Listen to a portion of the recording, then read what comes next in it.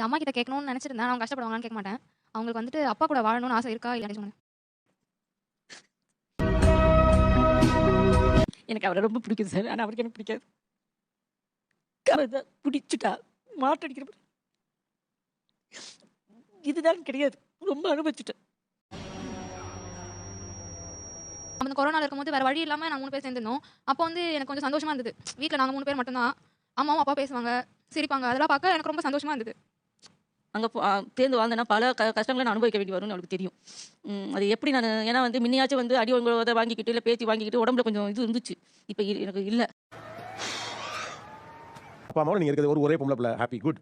But என்னன்னா அது பக்கம் அதுக்கு இன்னொரு ஒரு ஃபேஸ் இருக்குல்ல, அது அந்த வலி ரொம்ப பெருசு.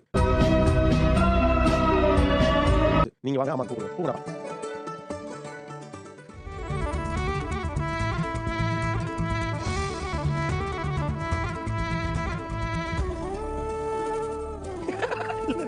ஓகே, பாத்து இப்போ கொஞ்சம் நீளமா வந்துடும் இல்லையா, முடிய தாண்டி வந்து அடி எனக்கு செம்மடி. இவ்வளோ பூ வச்சு அதை தப்பான வார்த்தை சொல்லுவாங்க இல்லையா, அந்த மாதிரிலாம் சொல்லி செம்மடி.